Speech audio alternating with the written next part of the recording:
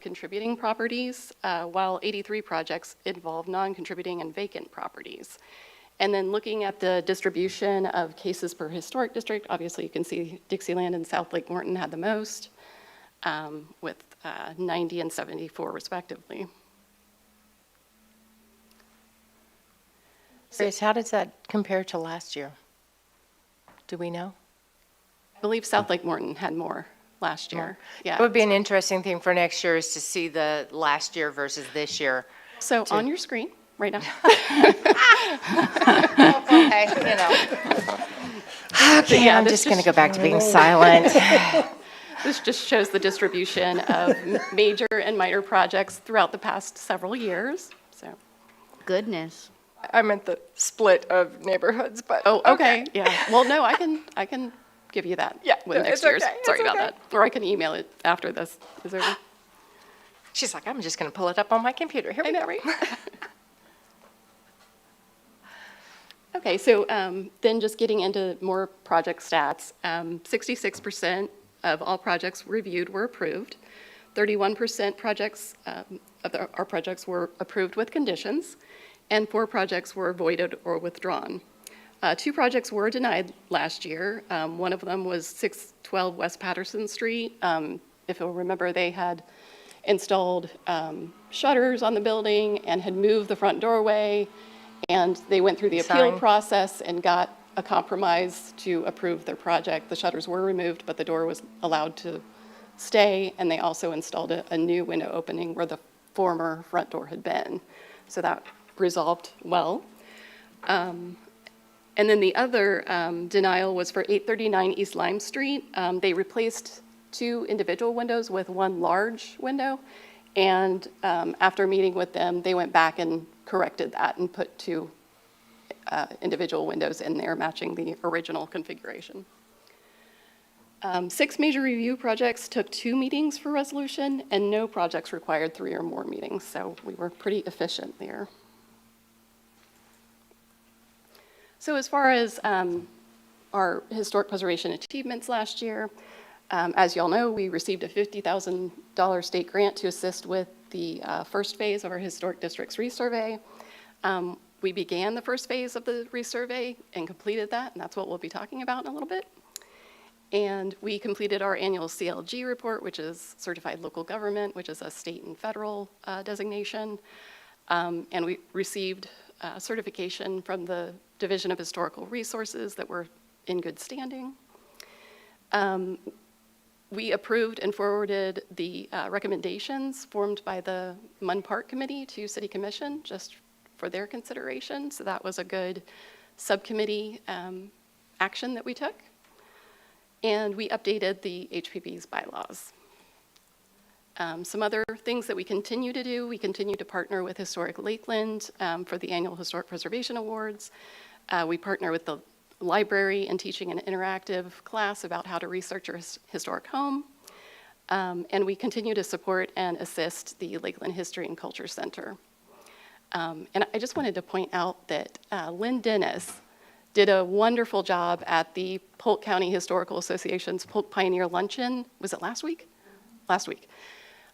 Introducing as Polk Pioneers David and Jean Bunch, and she did that on Or behalf. nominations from the board, so. Yep, so that was on behalf of the Historic Preservation Yep. Board, so thank you, Lynn. So for the immediate future initiatives over the next couple of years, we would like to carry out the action items of the Historic District Resurvey Phase 1. We've already actually applied for a state grant for the next phase of the resurvey project. That was submitted earlier this month, and hopefully we'll hear in August whether or not we were selected. We'll monitor that grant application and plan to begin Phase 2 regardless. On October 14th, we'll hold our historic home workshop, which is returning after a 4-year hiatus because of the pandemic. So, of course, I will be asking for volunteers to help me with that event. And I'd like to do some regulatory amendments to Article 11, which is, of course, our historic preservation standards in the Land Development Code, but depending on House Bill 2500, I don't know if that will be able to take place this year or even next year. So we'll see where that goes. And what is that bill, please? So I'm going to hand it over to our Assistant City Attorney to describe it. And it'll be a little bit more relevant when we're discussing the survey in terms of what the changes are, but Senate Bill 250, which has been, it's still awaiting signature from the governor. It actually hasn't even been sent to the governor's office yet, but it passed both the Senate and the House. Senate Bill 250 basically says that any local government, which would be city, municipality, county, within 100 miles of either Hurricane Ian or Hurricane Nicole's landfall, can't impose any kind of regulation, comprehensive plan that is more restrictive or burdensome on a particular property. And so if you're going to be imposing, and that applies to us because Hurricane Ian we are about 88 miles from landfall of Hurricane Ian, so we fall into that. And so that means we can't implement anything that is more burdensome or restrictive on property owners. And so if we were to change the land development code as it relates to historic preservation standards, we could only make it easier for residents, not more difficult. And that is only in place until June 30th, 2025. So once, kind of that expires, then we would be able to actually implement those changes. And so Does that apply to commercial as well as residential? Because you said homeowners with that? it could apply to any property. Okay. And so, and the exceptions to that are, again, in terms of notwithstanding that particular, those no restrictions, it says that it may be enforced if the application is initiated by a private party other than a county or municipality. The property is the subject of that is subject of the application is owned by the initiating private party, and that's it. So basically, if somebody were to, make a request for some sort of conditional use amendment or something like that, like a commercial, business, or a resident seeking a commercial use amendment of some sort, that would not apply. But if it's something that is initiated by the city in terms of changing our land development code or implementing any kind of ordinance that's not initiated by, a private party, that's where it gets a little bit more complicated. We wouldn't be able to change anything that's more restrictive. So we work somewhat in conjunction with Historical Lakeland. Would it be possible for them to propose the amendments as well? And that way it's not really originating from us, it's in support from, because they're essentially saying that that sounds like they're giving the caveat if the community asked for it, that it would be open to that?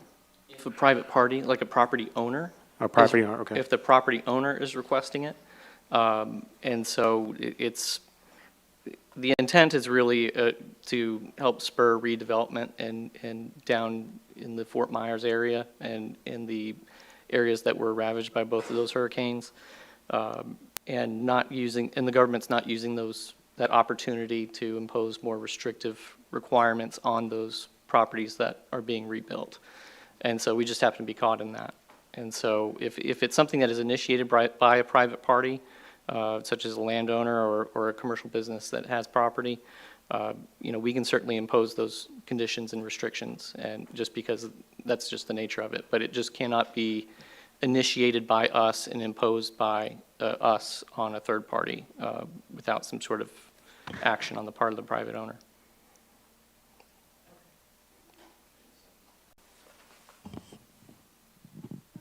Going into future initiatives, and this would be, of course, fiscal year 25-26 would be the third phase of the Historic District Resurvey project, which would encompass Biltmore Cumberland, Beacon Hill, and Lake Hunter Terrace. We would also like to plan and implement a historic preservation ad valorem tax exemption program, which would freeze the property values on any improvements for 10 years. So that essentially, if you were to do a historic rehab to your house, which would increase the property value, any increase in property taxes as a result of those improvements would be frozen for 10 years. A lot of other cities actually have these already in place in Florida. As we kind of talked about a couple meetings ago, better communication with Historic Lakeland for threatened buildings and landmark designations. I'll be carrying forth to this board any watch list properties that Historic Lakeland might want to propose for historic designation. Of course, given the Senate bill, the property owner would have to be on board to do that. But anyway, better communication is definitely key there. And suggestions from the board. Are there any initiatives that you would like to have staff look into or plan for the future? Kind of when we went over this the last time, of using the neighborhood associations. And I'll admit, I'm a little frustrated on my side because I attended the last quarterly meeting with that. And it's Jonathan, I believe, is in charge of that. If I'm still waiting for him to hear my neighborhood, because Jeremy was the president of Lake Hunter Terrace, and he obviously moved and left our board with that. I said, well, hey, I'm willing to bite the bullet and help restart that in my neighborhood, because I'm a firm believer in I need to act the way that I want the others or my neighbors to act. If I want an active neighborhood association that cares about our neighborhood, I need to be a part of that. I can't sit on the sidelines. And I just haven't had communication with that, because I know there's a number of neighborhoods in Lakeland in general that are just inactive right now with that. And I think that's a great, if they're already active, that's another communication vehicle we could have to not have any of these permitted structures coming through, of communication occurring through them to, hey, you're in a historic district, this is what that requires, and that could go through their existing communication channels. It's something that's already in place that I think we could use more. Yeah, definitely. And just to share with you, Michael, Jonathan is no longer the neighborhood outreach planner. He was promoted to a position in the CRA. So I know that our department has interviewed 3 candidates to fill his position, so hopefully that position will be filled soon. But with regard to restarting the Lake Hunter Terrace Association, I can be your channel to do that. So I'll find out from That Jonathan. has nothing to do with us. That's Yeah. just my own. I'm more connected than most in terms of what's happening with our city sitting on a board, and I was still like, wow, this seems harder than it should be at this point. That makes sense if Jonathan's no longer in that position, that ball got dropped along in there. But yeah, it's still, yeah. Yeah, so I'll get with you and we'll figure it out. Two things from me. I would like to suggest that when we do the plan and implement historic preservation ad valorem tax exemption program, that we do a backdating of a few years for those that have just been completed or whatnot, if we can on that. I'll look into that and see if that's legally possible. Okay. I don't know, so Okay. I'll look into that. And the last thing is, and I think I've brought this up for the last 3 years, the infill projects that are being done and all of this the commercial projects that are being put into neighborhoods. I can tell you from personal experience, the 4 and 5 a.m. dumpster dumping is loud. It wakes you up with a start, and we need to find a way to help blend these things into these big projects into the neighborhoods as we're becoming more of a downtown, so that existing neighbors and new neighbors in these residential homes are not awakened, that early with that loud of sounds. That can be approached with the city. I know that happened in an area where the college had a dumpster issue, and they met with the city, and the residents resolved it, rather than used a plastic covering, I guess it is, on the dumpster, and scheduled the dump not for 9 or not for 5 in the morning, but for a later time. And Well, sometimes It's just the sooner they get started, the sooner they get off. Right, So but it is, even Yeah, with it's the plastic, jarring. it's jarring, it's loud, it's obnoxious, and it is unfriendly. Very unfriendly when you're trying to even ask for that. So, there you go. It's extremely disruptive Thank to you, Melinda. everyone's mornings. Even, Can you it's imagine even, having a small child? yes. Dogs? Oh my gosh, once they're up, they're up. Yeah. I mean, that's not really in the purvey of our scope with it, but it's- I understand that. I agree with Lynn, the project I worked with on Florida Southern, the last one I did, they actually built a new fence for the neighbor as a peacemaking measure with that. If we understand we just put a building next to you, we'll rebuild your fence and build it a little higher than it was, so. Yeah. I have one thing, and this has been brought up before, but in a continuing effort to try to catch people who are buying historic or live in historic properties or areas and are not informed, is getting the information out, and that may be a way through the neighborhood associations, but to have a packet that when someone buys a property, then they know that they are in a historic district and what the responsibilities are and what happens if they don't follow. And Emily does Rules and send that out. regulations. We do send, the city sends out a notification letter anytime there's a change in property owner or a new Lakeland Electric account is opened in any property in the historic districts. But I agree, I that just letter doesn't think go out. After the if fact. there could be, this is more of an outreach thing Yeah, rather yeah. than, they just trash things that come, Right. I understand. Right. But if somebody in the neighborhood actually, goes up and hands them, could be a one-sheet thing. Okay, but that's after the Full fact. pamphlet. Well, I'm So saying. perhaps Yeah, Realtor they- They Association. still at that point, That's where you need to Or go after hung. realtors. Well, that's true. Yeah, I get that. and the They're other selling thing property. that They better tell we- all the story about the property. we Yeah. haven't had as many of lately is people being Right. issued a That, Natalie. permit. And then they come to us and, That's true, you yeah. know, so it would seem the software would be such that anything that came in for a permit, the software would automatically flag it, that this is historic and not issue a permit until that'd gone through. Right. And I hear you. I'm frustrated as well. We've made several improvements to our tracking system over the years as a result of these issues. I do know that the city will be transferring to a different tracking system. I'm not sure exactly when it's scheduled to be implemented, but we're going through building it right now, essentially. And I'm hoping that will be more automated. Yeah. It's just that, historic districts, historic properties were special. So, yeah, our current system doesn't really work And automatically with that. perhaps even getting whatever that historic board, the number, the contributing, non-contributing, whatever, listed with each property in these areas, right on, Yep, we have a historic, structure screen in our tracking system that states if it's contributing or not. It's built, estimated built date.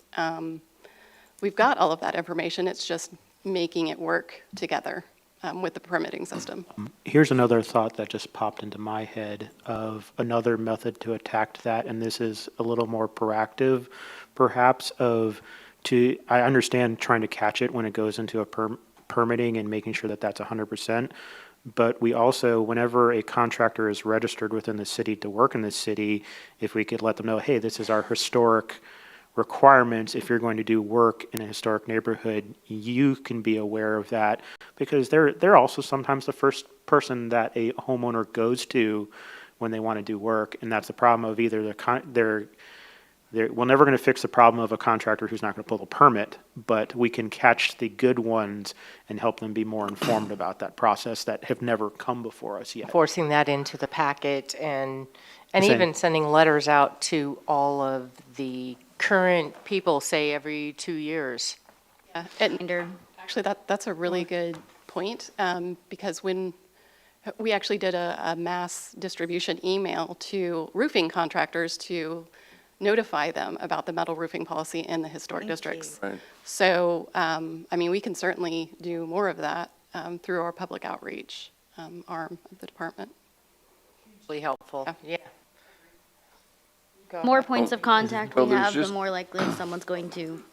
There's just a Remember. gap in that. I mean, clearly we've got everything online, right? It's all there. You access it all, public information, but having the homeowners know to even look for it or be aware of it. Right. Jim and Debbie, who were here earlier, weren't familiar with the window requirements. They knew they were in a historic district. Right. Okay, what's that mean? I don't know. Right. Well, and they Where do I said they go? bought their house in 1990, I so mean, that yeah, was they've been- before it was a historic district, Yeah, so. they've been there for decades. Yeah, And yeah. they didn't know, right? And they're contractors from Tampa. Shore homes, yeah. We'll take care of the permit. They didn't know they had to go to historic review. Because I've noticed that going through the RIF process myself of, by the end of this week my goal was I was going to pick a contractor, go with it. But one of the questions I'm going to ask them before I pick is, I realized in your quote, you didn't say anything about getting historic approval, that you'd handle that. So I'm just going to be like checking them. You're aware you need to do that? Yeah, I had to let my people know, and I was Some of them surprised are by also are Lakeland-based, and it seemed that they didn't put that in there. And in the absence of, I mean, I'm working, my wife's at home right now during the summer, so she's taking care of it.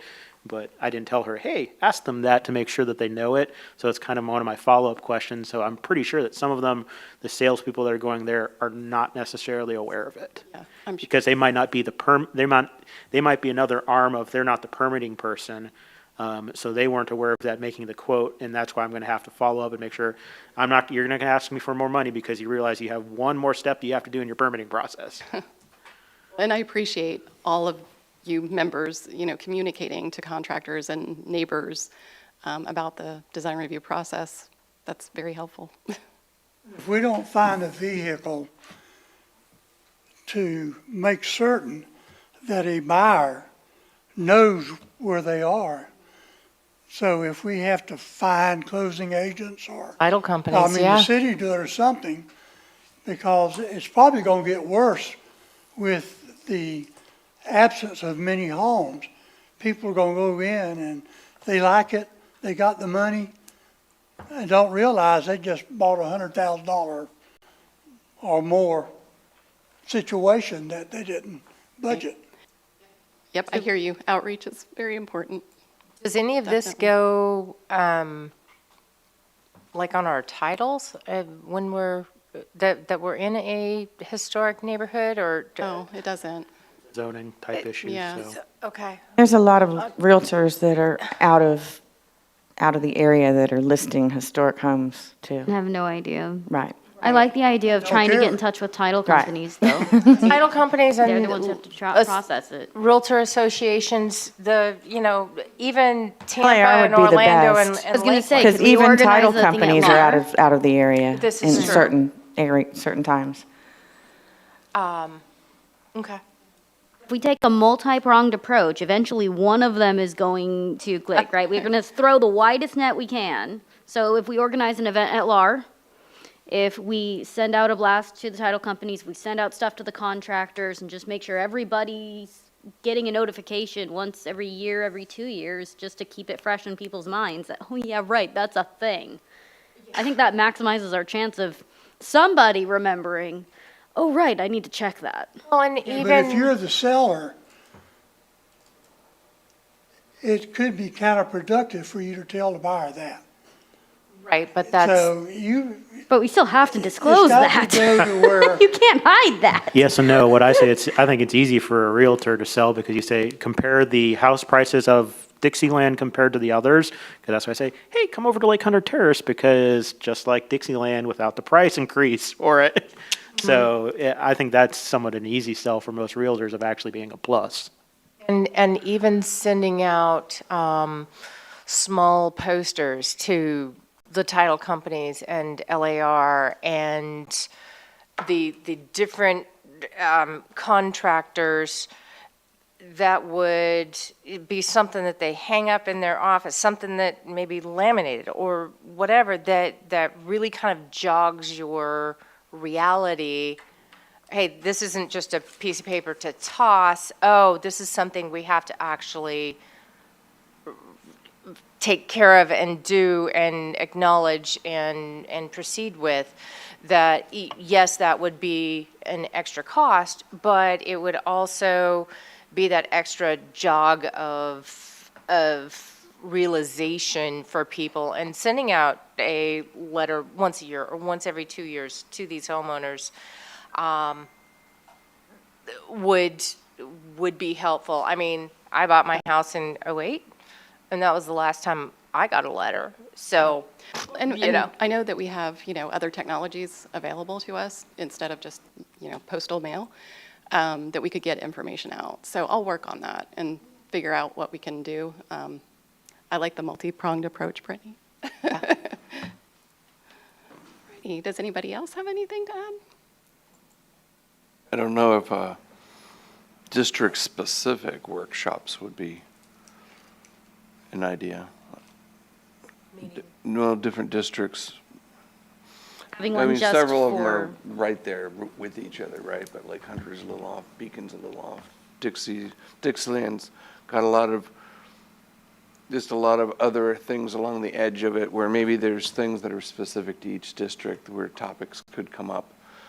And so, or meeting with their local. Yeah, and I Well- think that's probably something we could do in conjunction with the neighborhood association, if the neighborhood That's has where I an was going, was like association. with the local neighborhoods. Yeah, yeah. could I we would be glad to co-host do an that. event where they can come and ask questions and get, Yes, in fact, kind of meeting him up. before Jonathan left, we were talking about getting with the neighborhood coalition and doing something with them so that they could disseminate the information to all of their neighborhoods. Of course, not every neighborhood is historic, but that's definitely something we could do. So Yeah. what's the attendance at this type of thing? that's a fair question. yeah. Fair question. A few percent, less than 10%? Yeah. Well, it depends on the neighborhood. For say the quarterly meeting that I went to, there was generally a representative from every neighborhood that was there, even if they were inactive. Now, some of them that I can see have very, very active neighborhood associations that have meetings that are quite well attended. The North Lake Wire neighborhood seems to be incredibly active. They're honestly represented very well on the board, the higher functions of that as well. Like Camper Heights has an incredible amount of stuff they do with the newsletter that they put out. Dixieland, of course, is incredibly active with their stuff. So it's hit or miss. Dixieland? Yeah, Dixieland. It's hit or miss. I don't know what gives you that idea. Well, I'm not going to make any I'm in the assumptions based on your Dixieland age, but they are incredibly active on Facebook with their groups for what's happening in their neighborhood and have their, Do an annual picnic. That's not me. yeah, so active in comparison to others. For example, my neighborhood hasn't done I understand the anything. comparison, but we're talking about something that potentially can cost a new homeowner not to even be able to complete their house because they couldn't budget for the things that they didn't know about. But yet some realtor knew it or some closing title agency.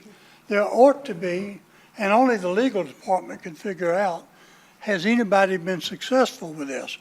I'll almost assure you Boca Raton has. I lived down there for a long time, and but if I don't think you're going to get it through voluntary communication. If Question. it don't cost somebody money, Yeah. On the historic workshops and whatnot, do we send out mailers to the neighborhoods on these? Do you mean the historic home workshop? that we're gonna have? Correct. Yes, we do send out a postcard, like a Okay. save the date. So can something be put on there? You are in a historic neighborhood. Please note there are specific regulations and restrictions and whatever. Oh, we can Just certainly do a blurb. A 1 or 2 line blurb And a that. web link and contact information, yeah. To both the property address and the homeowner's address. Yes. Because I know in my neighborhood, we've got a significant amount of rentals. That's a And those would good just point, go in the yeah. garbage. I never got the communications for my home because I previously rented it and then I bought it from my landlord. So my landlord was getting any communications, and even now, I haven't gotten anything, and I've owned Okay. it for about 5 years. Send him an email or send him a letter in the mail, please. Let him know his home is historic and he needs way- to Need to be kept go by our informed of what's standard. happening. Right? And excuse you, it's your turn to get mail now. Yes.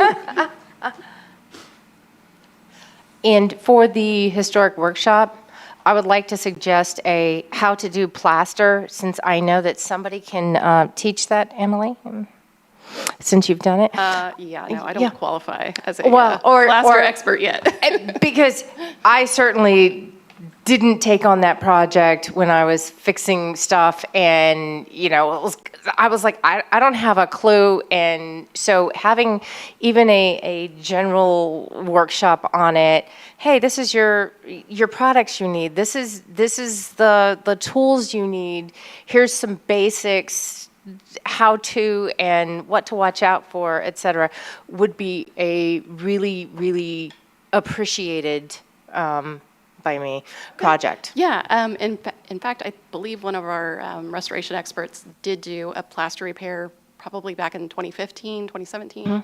So yeah, that would be a good class to bring back. Alrighty, well, thank you all. Okay, if there's no more, I advanced my slide here. All right, so if there's no more comment on the annual review, we'll go ahead and talk about the resurvey results and recommendations. So I had, printed at each place is the executive summary of the results and recommendations. I had previously emailed that to you, I believe. That's just to refresh your memory. So the survey fieldwork in East and South Lake Morton took place over October 10th to 14th, 2022. It was delayed a little bit because I think Ian hit and they had to delay it. But it did get done, and I will say our consultant, Paleo West, did a phenomenal job. Really great group of surveyors, architectural historians.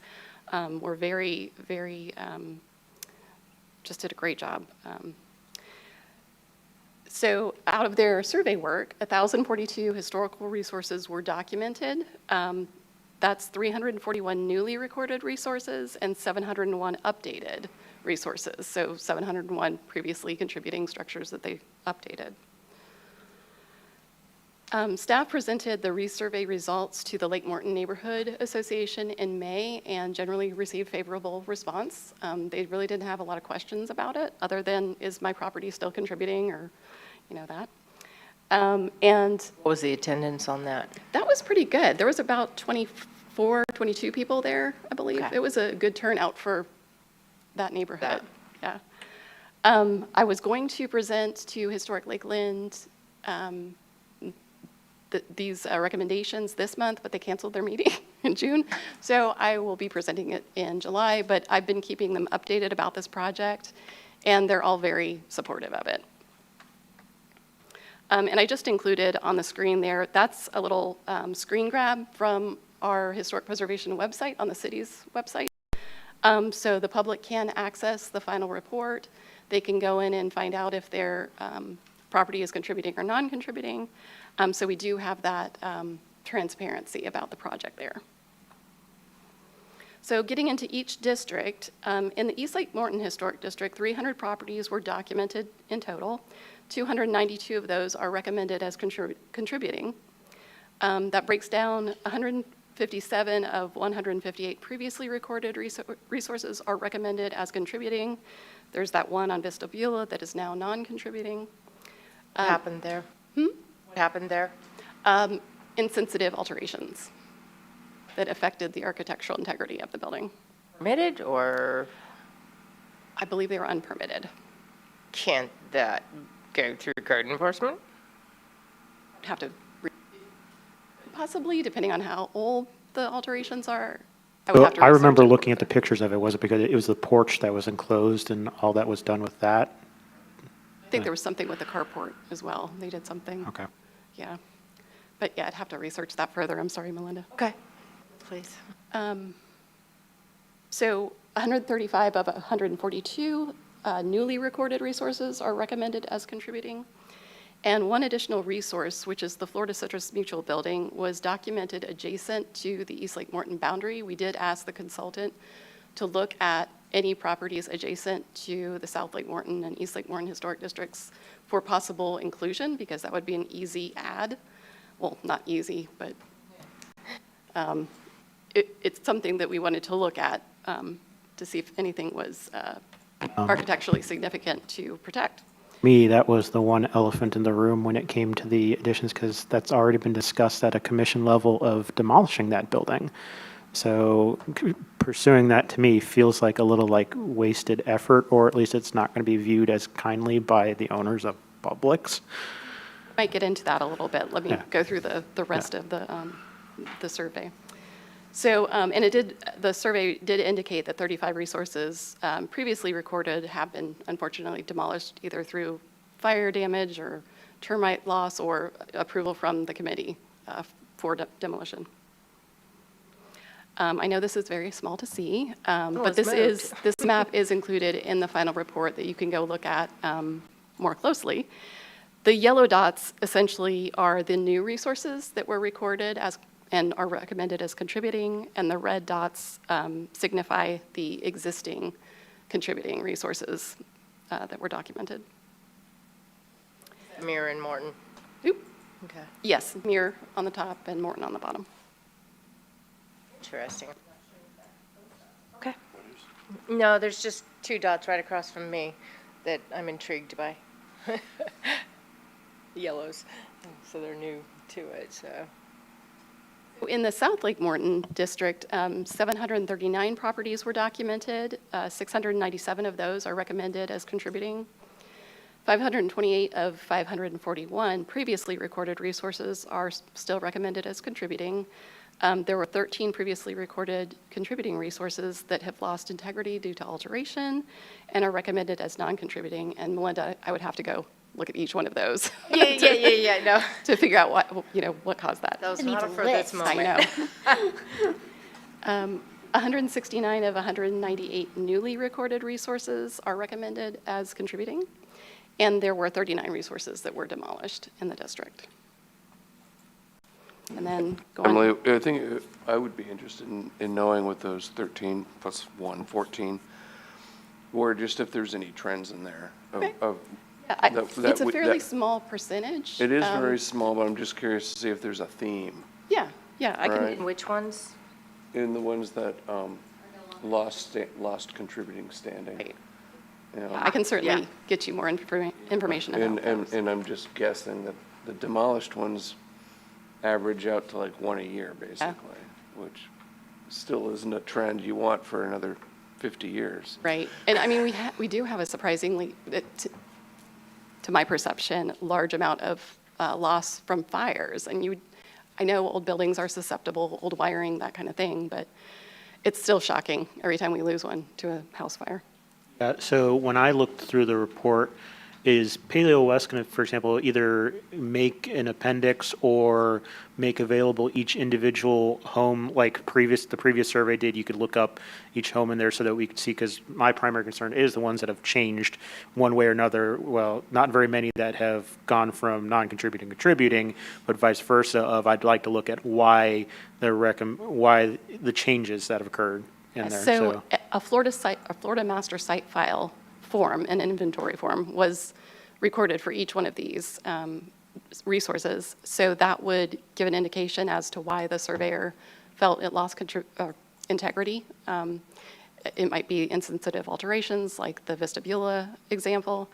But yeah, I can certainly So have that that available. didn't seem to be available when I looked, and I didn't look too hard, but it will be made available later, so we Yeah. can look at that and see. I agree with Chris of finding the trends of what's in that, because that would help inform our community outreach of this is stuff that will get you non-contributing if that were become a code issue of you try and enclose your porch without doing a permit or. Right. Something we want to consider in future standard updates or something. you know, Right, that- right. So that will be available to the public through our GIS mapping. Still working on that, but basically you would go into a GIS-based map and click on a property, and that would bring up a link to the Florida Master Site file. So it would be available that way. I also have like a master Excel spreadsheet of all of these properties, so I'll probably use that. in the meantime. Question. Does this include the move of 721 or 723 Orange Street to 711 East Lime? Yes, it does. And does it, I mean, Does it change districts, didn't it? no. That's Same, still East Lake North. Or, well, no, same district. Is it? It's different, it may be different zone from Garden District Zone. It stayed in the Garden 4. District. Did it? Okay. Yeah. Did it say in the same zone or same, whatever, of the 6 zones of the Garden District? Oh, it might have changed a sub-area. It might have. Yeah, because I'm Yeah. 3 and 4, 2 is over there. I think it's still. Probably did change sub-areas. 'Cause isn't Lime? No, well, yes, it would have, because my northern property is in one zone, my driveway is the breaker line between the two. And so I've got 2 zones right there, and so that would have been the one, and then moved to the other. It's probably from 4 to 3 or 3 to 4. I don't think it's to 2. And either way, it's still considered a contributing resource, so, yeah. Okay. For our purposes. Okay. Just good to have that too when something is moved, so we know what was where. Yeah, ahead. absolutely. Okay, so recommendations specific to the project results. The consultant recommended to pursue boundary amendments to the National Register of Historic Places, listed East and South Lake Morton Historic District boundaries to match the locally listed boundaries, and I'll show a picture of that in a second. But just to remind you, both of these districts are listed locally by city ordinance and on the National Register. To make amendments to the National Register, we don't need city commission approval. That's simply an administrative request that we make to the state, and then they forward it up to the National Park Service for acceptance. However, in the East Lake Morton Historic District, the consultant wanted to adjust the boundary of the locally listed East Lake Morton boundary to include the Florida Citrus Mutual Building. And that would require city commission action To to do include that. what? Florida Citrus. The Florida Citrus Oh, Mutual. citrus, gotcha, okay. So what rights do the owner have, for instance, of Florida Citrus? Do they have the rights to reject being pulled in? We'll get into that. I'm going to talk about Florida Citrus Mutual at the end because I know that's going to generate more commentary. So let me just finish up with this. In the South Lake Morton Historic District, the consultant recommended adjusting several boundaries to match, again, our local district. So that would be a National Register amendment, no city commission approval required. So here you can see the boundary amendment requests. The thick boundary line is the local boundary, the local historic district boundary. The hatched area represents the National Register boundary. So you can see there are places at the edges that the consultant has recommended adjusting that National Register boundary. And of course, the one area that includes the Florida Citrus Mutual. Yes, yeah, but I would still need the board's approval to go forward with those administrative changes. Would the southern boundary change also be administrative? I think that would be a little more complex, because, Which is the southern boundary of the South Lake Morton, the blue? yeah, because you're actually expanding the district, right? Expand it to include Casabella. Include what? Casabella, No, that would require a lot of public outreach and, Yeah. yeah. a lot of my foot traffic. But they did, it's interesting that you bring that up because the consultant did point out that the area, like west of Lake Hollingsworth, has a rich architectural heritage and should be considered for future historic district status. And, you know, staff has looked at that over the years and gotten pushback from residents, and so. You know what, Chris, I'll have to look into that southern boundary because I don't think that was included in the report, but it's Oh, okay. Yeah. I thought I'd seen northeast, northwest, and southern maybe, in the summary. yeah. So the dark blue is the national, the dark blue outline is national, so anything that's not hashed, Oh, No, it's the other way. way The dark around. outline is the Hashtag. local, dark outline's local, and the hashed is National Register. hash is national. So we've defined a larger district than what we filed, so we'll just catch up the national people. Okay. Now I'm confusing you guys again, I'm sorry. Okay, so, and then this goes back again to the National Register nomination amendments, the administrative amendments. The consultant recommended expanding the period of significance for both districts. So in East Lake Morton, it would be expanded from 1940 to 1973. And in South Lake Morton, they want it to be 1900 to 1973. And of course, that 73 is the 50-year minimum threshold for historic status of a building. How often are we doing these resurveys? I mean, probably not for another 20 years, honestly. This is a lot of expense and time. It's the first one, right? Yes, this is the first one, but I mean, we do intend to resurvey all 7 districts. And finally, the consultant recommended amending the criteria in the National Register nomination to include criteria A and B in addition to criterion C. And it relates to association with important people or events. Basically, there are some important industries that were not included. So again, that's a kind of administrative technicality to update. Okay, so Florida Citrus Mutual Building. Again, the consultant recommended that this building does, possess historic and architectural integrity, and recommended that it be listed as a contributing building in the East Lake Morton local district as well as National Register district. They also said it's individually eligible for National Register listing. And basically, the significance is due to its association with the citrus industry, not only here in Lakeland, which was very important to the city's growth, but within the state. I mean, Lakeland was kind of the center for citrus in Florida. As you can see from those pictures, the building has been altered. A roof has been added. The windows have been changed out. There's some architectural features that were covered on the entrance. But the consultant felt it retained enough architectural integrity to be designated. However, they did admit that really its historic significance is tied to its original use and the Citrus Mutual business that was there, and not so much its architecture, although it was designed by Donovan Dean, who is a locally prominent mid-century architect in Lakeland.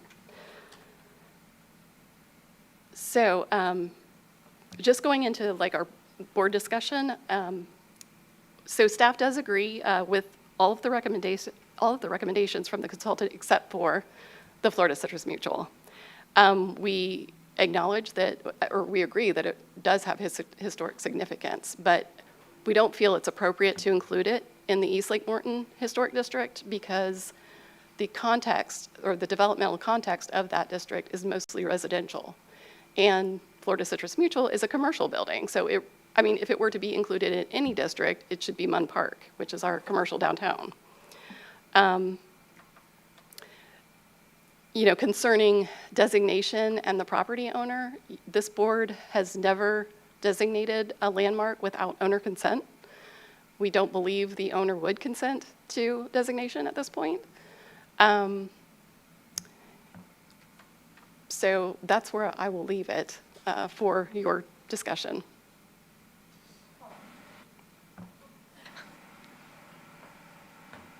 And since I brought it up, I mean, I think this is a good exception because in relying back on that they have never done it without the consent of an owner, I don't see Publix doing that because they've already reached out publicly, and that's because that's been in the news in the last year or so. We have a ticking time bomb with that of they've requested to be demolished so that they could make room for the everyone knows that they're pretty much overflowing in in a lot of buildings downtown that were not meant for them necessarily, or not, a lot of people may not even be aware of how many buildings they exist in downtown already. So I think I think that's a good assessment of it, because I would tend to agree.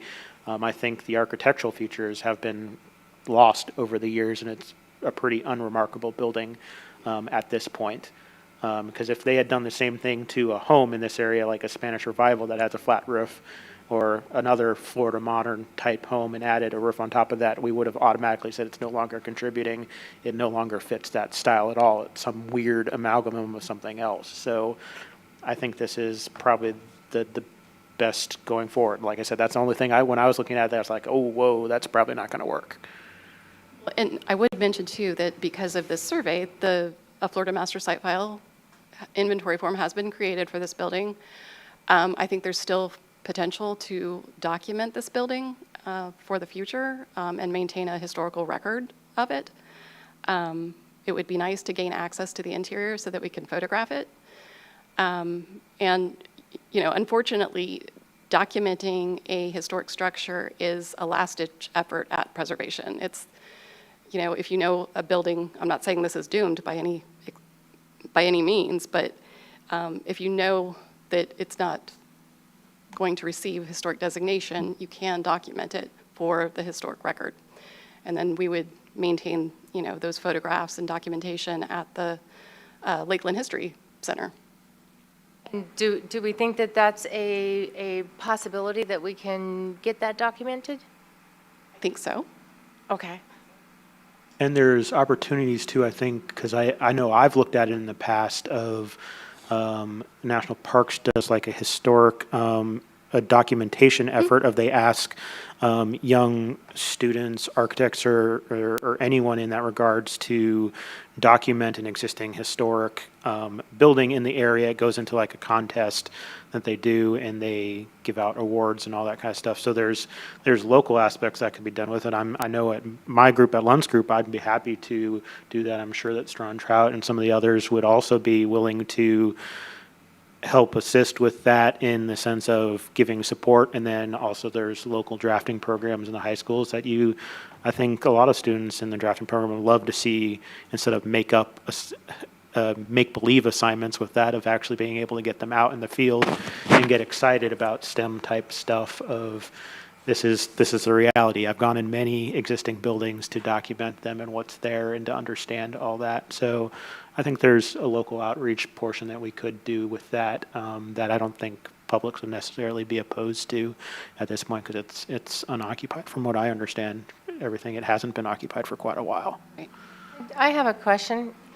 Had this been in the district, had it been already considered, as a contributing building, and as the picture on the left, and then the changes were made as shown on the right, would this still be in the consideration of non-contributing anymore? Not from what was there, but from the photography side of it, from this picture to that picture, having now the roof. I mean, the different roof, does that make it technically non-contributing if it had already been in the district? Not sure I can answer your question since it's kind of theoretical. I know, but you know how sometimes we look at things that have not been right. We look at houses that weren't considered contributing because they weren't 50 years old. Right. And they're going to be 50 years old next year, and now the person's wanting to tear it down, and we're like, well, had it been surveyed, it would have been contributing, and they're tearing it down a year before we can get to the 50-year mark, et cetera. So the board's precedent has always been to look at the current status of the building, not to say it could be contributing in 10 years, but what it is today. Okay. Yeah. So I have been thinking about this, and I think that unless there's any harm in making the request, even if we think it's going to be rejected, I think that we should inform them of it, make the request, just so that we can say, look, we tried. Well, Publix would accept it if you'll put several $1 million on there as a, I don't think any of us have the budget for that. I got a tenner in my wallet. I don't even think I have that, so, you know. Yesterday, I didn't even have my wallet. But I'll throw I my 2 agree that cents we in. probably need to have a fallback plan for upon the subsequent rejection, because they have something else they would rather do with that. But I think that as a committee, unless there is a harm in at least asking, it informs them, let them make that decision. And then we proceed with the documentation. And I really like the idea of getting the community involved and doing some tours That would be and phenomenal. all of that, just to kind of make a big show of it before they decide to Take it do away with it because they can use that space better. But There's definitely no harm in asking, and as far as I know, the property owner has been informed of this report and what was contained in it concerning this building. Okay, good. But there's no harm in asking if they would consider it. Oh, and I mean, Don't be to Brittany's surprised. point I'm here, not Yeah. at all surprised if they say no. when they but- Well, tear it down and because people come back I'm and sure- ask you, yeah. right, what'd you do about it? Well, we did notify them about it. We asked if they would be willing to, and they said no. That way, at the end of the day, we did our job and we tried. Oh, and What's going to answer them, yes or no? I retired from Publix. Yeah, So they're I gonna know say their no. philosophy. Sure. Is whether or not they already have specific plans. If they've already designed what they want, they're not going to take a chance on a survey or anything else that someone might use against that time frame that they already have laid out. Now, they might not have one. You know, you don't know till you ask. I That's just where said, I'm don't be at. surprised if it looks like they're not cooperating. Right. And Yeah, I mean, not at all I surprising. had a final tour of my original junior high that was built in 1936, right before demolition. And actually, the lights from the exterior are actually here in Lakeland now. And it was nice having that capability to take that tour and have that one last moment to go see those things and to have that acknowledgement of what was there. And if they can simply provide a tour, that's a good point of allowing closure in a way to the Also, people that's important to. Liability issue. Public schools don't worry about that. Commercial people Correct. do worry about that. Correct. And we fix that with a waiver. Maybe. Yeah. Alex? Solution in here. Something that would be organized by the city, or are Don't we know. talking, I mean, Whoever's hosting, like if talking Publix hosts conceptually. it or if we do. I can't speak to Publix's practices in terms of what they would require in terms of a tour of a building that they own. And so I don't want to speak for them on that. Okay. How much has it changed inside, do we know? I don't know. Because that's the other thing. Like, if I look at the picture on the right, what's outside, Right. I don't Yeah, really 'cause- care for it. And if the inside is not even as close as it was when it was deemed historic, why are we going to even go and see that too? Well, yeah, it was office buildings, Right. so that's going to be the tricky part, So- because even so- with the contests where they're documenting existing buildings, it's like, you're not going to want to document what it is right now. Right now. You're going to have to rely, to really document it, you're documenting the left fixture and using whatever's left of that on the right to say that this was field verified, and then part of it, you'd have to sit there and caveat with, this is what historic records of, if they have existing drawings, would say are still, is what it was. I thought Jim Edwards said that the inside was still pretty intact. I thought that we were discussing that at HLI board meeting one time. Recall. You say, I mean, I- I believe I Jim. have a said- memory of Yeah. that. Yeah. Have documents at the the We library? we don't have any documents on this building at the library. But the only thing that I've heard is that it's just in bad condition because it hasn't been occupied. But yeah, it would be interesting to tour it. So perhaps the first line of business is just contact Publix, send them the, hey, would you like to do this? And when they say no, we say, okay, can we see the inside and see if it's worth documenting? I think that would be appropriate. A tour would be appropriate. Well, all of what you're saying is appropriate, but a tour would be especially appropriate to this board, I think. I think that would Yes. Keep it small. be keep it- beneficial. Yeah, keep it small. Don't open it to the public if it's just us, and we can make a determination. Well, and I think it's beyond, it sounds like it's really beyond determination of Getting owner consent. getting owner consent to save it, okay, fine. And just having the ability to document it and view it. I would also like to point out that we would need to be mindful of sunshine law restrictions on that. So if the board were to collectively tour, that is going to have to be public. So, I mean, that's not something you can just kind of keep private, where you guys are going to be talking about a building that could be subject to your purview. And so that's not something that would have to be, that would be closed doors. It would have to be very much open. It's good to know. So it would be my recommendation that it's not something that's organized by the city and part of something that's conducted by this board. If another organization or anything like that were to, Historic Lakeland. Lakeland, if another organization that was private were to do something along those lines, where we don't have sunshine law issues, then that might be more appropriate. But that would just be my recommendation from a legal standpoint. Good point. Very good, Alex? thank you. Yeah. Okay.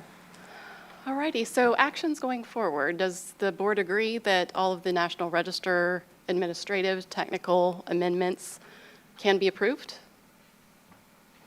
Do we need a motion? Well, no, this is not a. Yeah, this is, Yeah. we're not going to take any motions at this Okay. workshop. I just want to know what the intent of the board is and call for a motion at our next regular meeting.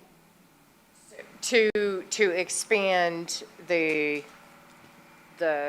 Period of national- significance. To make the boundaries match up with the local national. district and to expand the periods of significance and expand the criteria under which it is historic. Biggest change will be to the downtown area, to the Munn Park District. We're not making any changes to the Munn Park District. We're We're only talking about discussing expanding Morton. the National Register to the current boundaries that Lakeland defines. Yes, doing that, And- but and I that thought only that- applies to East Lake Morton and South Lake Morton. Only to the resurveyed areas. Yeah, Resurveyed areas. Yes, Okay. yes. All right, all right, all right. yeah. I'm good with all of that, get them matching so we're overlapping appropriately so that everything, we're not dealing with this part over here, but this is over here, but how do we blend these? So, It's only 1935 if you're on this side of the street. yeah, exactly. I know you guys find it confusing, but it's also difficult and confusing to administer from a staff Oh, I side. bet. So, yeah, I appreciate that. Well, and it's confusing to the consumer because they're Yes. like, but I was told that the Lake Morton is till 1935. Okay, yeah, that's the other district. You're in the 1940 side. Yeah. It'll be way easier overall if we can just get it all on the same page. Question, are the other districts dissimilar as we go through surveys? They do have some quirks. Okay. Like South Lake Morton. and So East we Lake Morton. wouldn't approach those until we get to those surveys? Right. And the next phase, phase 2, which we're hopeful to get a state grant to help fund, would be Munn Park and Dixieland. Okay. Have to be another RFP from, Is there going to be also an updating of the standards? Because if we're opening to homes that are now in later periods, there's going to have to be that, because what I'm predicting is, when I look at a home, we had the discussion about shutters. The reason that the shutter discussion came up was because we have homes that are from the 70s that are now going to peak into that, or 60s and 70s, that at that time, it was completely normal to have the non-functional shutters or something faux on the side to indicate shutters. You'll see many homes over in, for example, in the Dixieland area that are non-contributing right now that have changes in the brick color on there, or whether it's a texture or color change Texture, to yeah. do that. And you're going to have a lot more of, if it's not defined in the standards, problems of people saying, well, my neighbor has it. Right. And it's a mixing of styles is what it ends up being.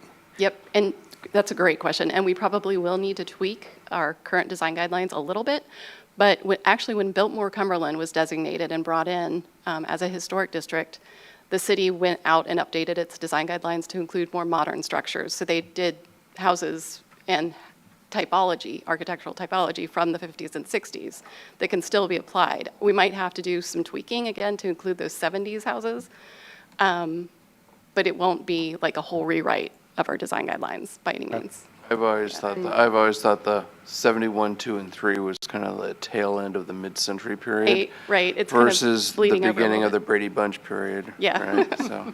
Well, and to Bruce's comment during the meeting about, things that were conforming versus non-conforming and what's allowed, what are we allowing ourselves to allow or not allow? What was the comment that you had made about precedent and, whether, buildings that you can't see in the back, whether we allow the different kind of roofing, appropriate roofing, but the different kind, et cetera, or not, I don't know. I think that can be accomplished by, like we were mentioning earlier, a separate workshop to talk about roofing and windows, and maybe we can say, hey, if it's an accessory building in the backyard, you can't see it from the street, we don't have an issue if you put gavel-loom roofing on it.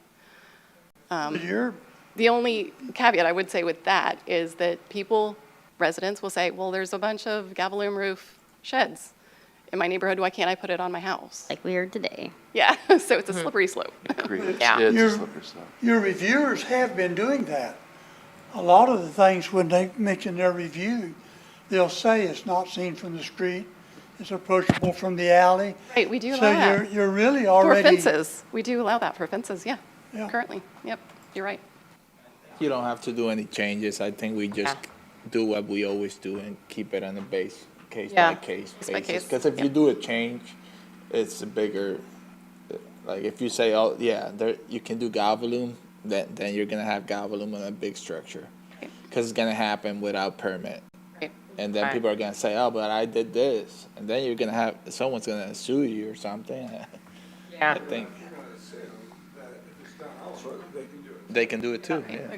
And that's what I told him, like, you can't, All I was saying was that the like to be a de facto change to the rules. yeah. If this is the practice, even if it's not in the rules, practice needs to become the rule. Because otherwise you have, like this cat that was here a little while ago who had all the pictures. Bruce, Even though it turned out that can you speak into your microphone? Microphone? Sorry. say, like the gentleman that was here before that was bringing in all the pictures, who's saying, look, this is what my neighbors all are doing. Why in the world can't we do it? As it turns out, of course, they could do it, but The problem that guy had really was that he worked without a permit. Because if he Yeah. would have gone to Emily before that, Emily would have said, you can do metal, but you got to do this. right. And he Because wouldn't have Because had, it's an That guy, accurate yeah. thing, and we could steer him in the right direction like we always He's talking do. about the next- windows. the I'm next- talking The problem about the he windows. had, it was, because Well, if not, I would have stuck my neck out here, and I would have fight for his metal roof. I But the- wouldn't, the like, I window wouldn't family- mind. That guy had, But he that guy did it had without a a different permit. set of problems. Yeah, you Bruce, know, but the starting with window fact that he never family did let's be also- careful. The window family also Verbiage. has every flavor of window on Clayton, on their block. There's plain windows, there's sandwiched windows, there's mutton windows, there's metal windows. The sandwich cetera. is And they're a like, problem. what's the issue, you know? It's Yeah. a mixed bag in this It is. neighborhood. But I think also, like a Windows case, if you have the original image, like pictures from the original window, and you're gonna change it, that's what you gotta go to. If you don't have that picture, then you can't make them do anything. Yeah. So, I think the guidelines work. It's just people that go and do without permit, then they got bigger problems. Right. Now you lost $10,000. That's on you. 15 apparently. I don't So, know how much, but. Thank you all. This was really productive conversation. I really appreciate all of you, and we got a full house today, so it's really nice. Thank you again for all the work that you're doing. It's really Thank you for the appreciated. work that you and your staff do, Emily. Oh, thanks. You- Yeah, you pull- definitely. You pull an amazing amount of work, Emily. You make us look good. Here, or you guys already look good, especially Melinda. Especially Melinda. Thank Okay. you. Is that it, huh? Everybody have a great week. Thank you, thank you. I am off to.